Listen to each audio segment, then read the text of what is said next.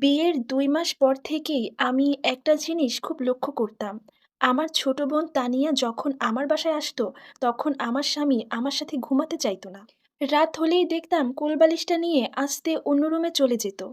এরপর আমি গিয়ে আমার ছোট বোনকে যখন বলতাম, "তুই একা না ঘুমিয়ে চল আমার সাথে ঘুমাবি। একা ঘুমালে ভয় পাবি।" তখন আমার বোনটা বলতো, "না, আমার পাশে কেউ ঘুমালে আমার ঘুম পায় না। তুই তোর রুমে গিয়ে ঘুমা।" তো যাই হোক এই বিষয়টা ইদানিং আমাকে খুব ভাবাচ্ছে। আজকে দেখলাম আমার স্বামী খুব তাড়াতাড়ি অফিস থেকে বাসায় চলে আসছে। যেই মানুষটা রাত ১০টার আগে বাসায় আসতো না, সে সন্ধ্যার মধ্যেই বাসায় চলে আসছে। তো রাতে খাবার টেবিলে আমি আমার স্বামীকে বললাম, "আমার একা ঘুমাতে ভয় লাগে। আজকে আমার সাথে তোমাকে বা তানিয়াকে একজনকে থাকতেই হবে।" দেখলাম ২ টা মানুষেরই মুখটা কালো হয়ে গেছে। এরপর ব্যাপারটা বুঝতে আমার আর কিছুই বাকি রইল না। আমার সন্দেহটাই যদি সত্যি হয় তাহলে হয়তো আমার আর বেঁচে থাকাই হবে না। যাদেরকে এত ভালোবাসি, যাদের কথা এত চিন্তা করি, সেই ২ টা মানুষ মিলে যদি আমাকে ঠকায়, তাহলে আমার মতো অভাগী হয়তো আর কেউ থাকবে না। এসব কথাই চিন্তা করছিলাম। হুট করে আমার ছোট বোন পাশ থেকে বলে উঠল, "আপু তুই চিন্তা করিস না, আজকে আমি তোর সাথে ঘুমাবো।" আমি আর কিছুই বললাম না, খেতে লাগলাম। রাতের বেলায় আমার বোন আমার কাছে ঘুমালো, আর আমার স্বামী অন্য আরেকটা রুমে। তবুও সন্দেহটা আর দূর হলো না। মনের মধ্যে একটা ভয় কাজ করছিল। তাই তো ঘুমিয়ে যাওয়ার ঠিক ১ ঘন্টা পর আবার সজাগ হয়ে দেখি আমার বোন পাশে নেই। আমি তখন প্রচণ্ড চমকে যাই এবং প্রচুর ভয় পেয়ে যাই। আমার সন্দেহটাই তাহলে সত্যি হলো? এসব ভাবতে, ভাবতে আমি আস্তে করে বিছানা ছেড়ে উঠলাম এবং রুম থেকে বের হয়ে দেখলাম আমার স্বামী যে রুমে ঘুমানো সেখানে লাইট জ্বালানো। তখন আর আমার বুঝতে বাকি রইল না যে আমার বোন সেখানে। আমি আস্তে, আস্তে তার দরজার সামনে গিয়ে দাঁড়ালাম। ঠিক তখন পেছন থেকে আমার বোন আমাকে ধরল। আর আমি তখন চমকে উঠি এবং ওর দিকে তাকাতেই বুঝলাম আমার বোনটা ওয়াশরুমে গিয়েছিল। শুধুই আমার বোনটাকে নিয়ে খারাপ চিন্তা করছি।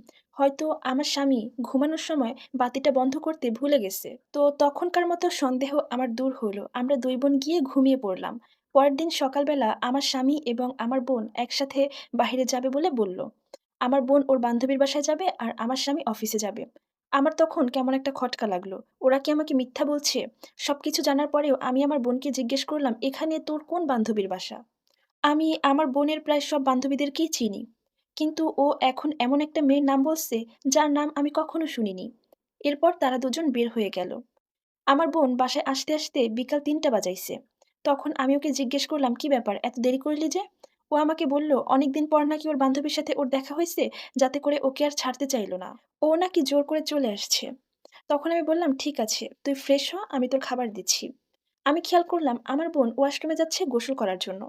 তখন আমার আবার অবাক লাগতে শুরু করলো। যেই মেয়েটা অলসতার জন্য ৩-৪ দিন গোসল করে না, সেই মেয়েটা বান্ধবীর বাসা থেকে এসে গোসল করতেছে কেন? আবার মনে, মনে ভাবলাম, মেয়ে মানুষ, বিভিন্ন সমস্যা হতেই পারে। হয়তো কোনো সমস্যা হইছে যার জন্য ও গোসল করতেছে। এর ৩০ মিনিট পর দেখলাম আমার স্বামীও অফিস থেকে আসছে। সে এসেই তার অফিসের ব্যাগটা আমার হাতে দিয়ে সাথে, সাথে ওয়াশরুমে গেল গোসল করার জন্য। আমার আবার সন্দেহ হতে শুরু করল। তাহলে কি এভাবে আমার সংসারটা ভেঙে যাচ্ছে? আমি এখন কি করব? আমার ছোট বোনকে গিয়ে জিজ্ঞেস করব এসব কথা? কোনো প্রমাণ ছাড়া নিজের ছোট বোনকে কিভাবে এইসব কথা বলে? এসব ভাবছিলাম। তারপর আমি ভাবলাম ঠিক আছে, আমি আমার স্বামীকেই জিজ্ঞেস করব। সে কি চায়? সন্ধ্যার পর দেখলাম আমার স্বামী একা, একা বসে আছে। তখন আমি তার সামনে গিয়ে জিজ্ঞেস করলাম, "আচ্ছা, তুমি কি আমার থেকে দূরে সরে যাইতে চাইতেছো?" তখন আমার স্বামী আমার কপালে একটা চুমু দিয়ে বলল, "তোমার এমনটা কেন মনে হইতেছে? আসলে অফিসে কাজের অনেক চাপ। তাই তোমাকে আগের মতো আর সময় দিতে পারছি না। তোমাকে ছাড়া আমি আর কাকে ভালোবাসতে পারি বলো? তোমাকে রেখে আমি কার কাছে যাব?" তখন আমার কেমন একটা ভালো লাগলো। তাই আমার স্বামীকে আমি যেই কথাটা জিজ্ঞেস করতে গিয়েছিলাম, সেটাও আর জিজ্ঞেস করতে পারিনি। পরের দিন সকালবেলা একটা কাজের জন্য আমাকে বাইরে যেতে হবে। আর আসতে, আসতে বিকাল হয়ে যাবে।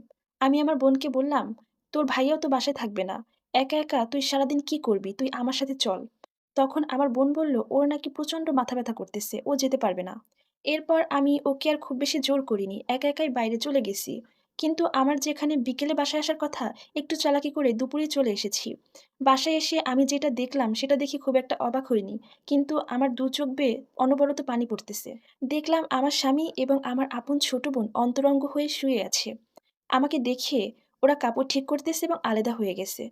তার মানে আমার সন্দেহই ঠিক ছিল। আমি ওদেরকে না দেখার ভান করে ওয়াশরুমে চলে গেলাম। আমার ছোট বোন আমার সংসারটা এভাবে ভেঙে দিতে পারল? ওর সামনে আমার জীবনটা নষ্ট হয়ে যাবে, এটাও কিভাবে মেনে নিল?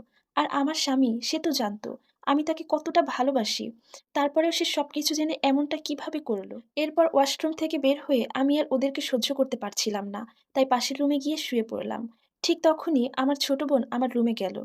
এরপর আমি ওকে দেখে বললাম, "তুই আমার নিজের বোন হয়ে এমনটা কিভাবে পারলি? তোর শরীরের তাপমাত্রা এতটাই বেড়ে গিয়েছিল যে তুই আমার স্বামীর সাথে এসব করলি?" তখন আমার বোন বলল, "আপু, আমি পরিস্থিতির শিকার।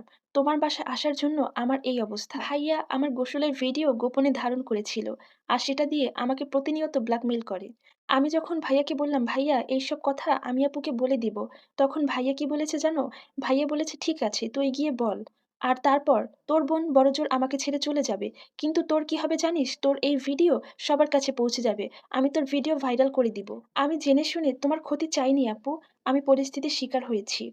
আর আমি এখন এই শহর ছেড়ে অনেক দূরে চলে যাব।